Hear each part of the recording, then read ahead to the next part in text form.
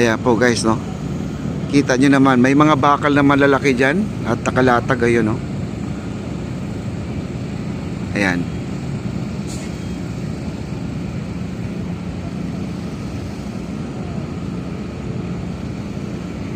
At nandun po sila, kasalukuyan naglalatag. Nandun po yung ating mga workers at sila po ay nagkakabit po dito sa sidings natin, no. Ang gilid kasi nito, itong ating gilid na yan, ito yung magkarugtong, yung dulong-dulo na yan, nilalagyan ng I-beam or flat bar ba yan, para naman ay parang maganda na po tingnan, mga kaibigan. Wow.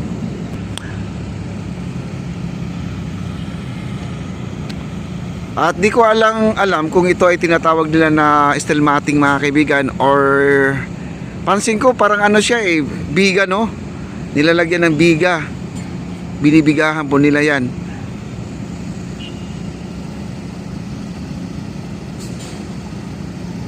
At si Engineer Ray, ayan, no, si Engineer Ray naglalakad, yung kulay pula na t-shirt niya, no. At sila po ay galing po doon sa dulo, ay inaasikaso po nila yung mga pilote doon sa dulo. At pupuntahan po natin doon sa kabila ngayon. Maglalakad lang po tayo para naman po ay kung makakalusot tayo dito sa may dito sa, gusto ko sana dumaan dito, kaya lang magpapaalam lang tayo kay teka, titingnan natin kung pwede pa tayo makalusot dito. Ay, hindi nga talaga. Gusto ko sana pumunta doon, guys. Hindi, talagang nakafix na, guys, oh. Aakyat sana ako dyan at punta tayo doon sa dulo, para naman ay makita po natin yung Fort Santiago, yung ginagawa nila. Yan, di pala tayo makakapasok talaga kasi dati yung hinarang kasi dyan sinira ng mga bata at pinilit po pumasok dito sa ating Plaza Mexico. Ngayon ay tinalian na po nila ng alambre para wala na pong makakalusot, no? At di tayo makakalusot. Kung makakapunta man tayo dito tayo sa itaas dyan, akyat tayo dyan yan. Medyo malayo po ang iikutin natin, kaya wag na lang po, no. Dito na lang po tayo mag-update. Ayan, okay. Ang ating mga pilote nandun.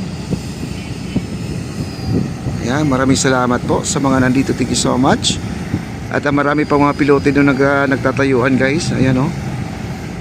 Ay, shout out pala kay Sir Charles, no? Maraming salamat po kay Sir Charles. At tayo ay tuloy-tuloy na po tayo sa ating pag-update dito dahil po sa kanya. Ayan.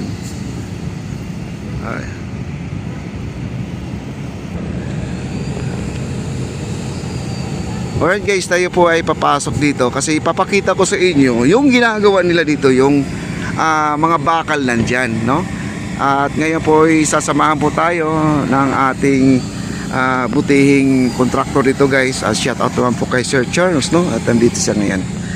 Ito po, at sisilipin lang po natin kasi gusto ko talaga makita to, kasi ang sabi ng mga viewers natin, isa lang daw position ng ating vlog, no. Hindi tayo basta-basta makakapasok dito, guys.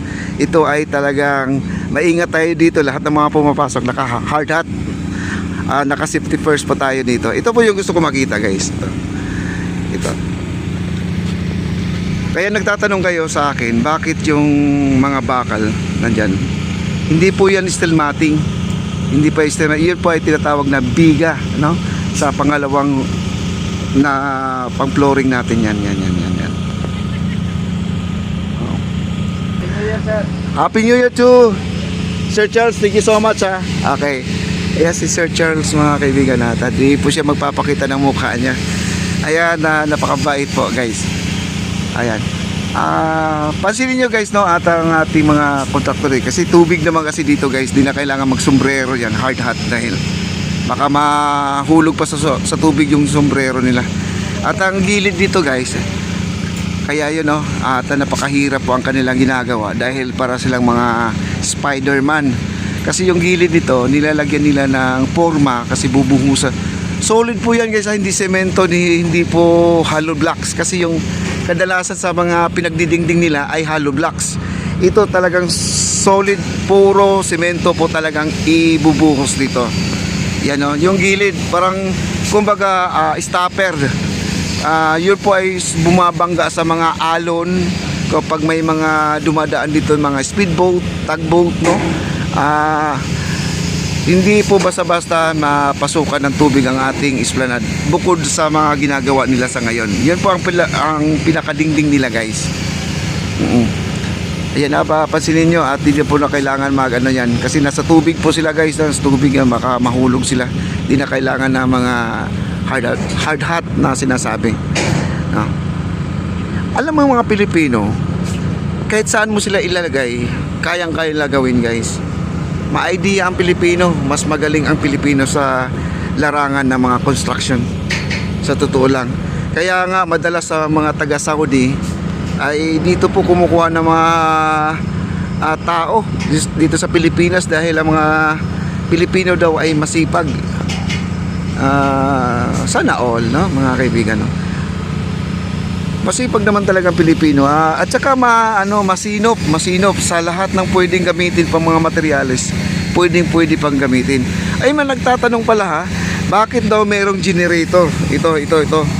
At yung isang araw meron tayong malaking generator na pinasok dito. Sa totoo lang, guys, once na ikaw ay contractor, mga kaibigan, hindi po hindi sila pwedeng kumukuha ng mga kuryente kagad sa Meralco dahil kailangan may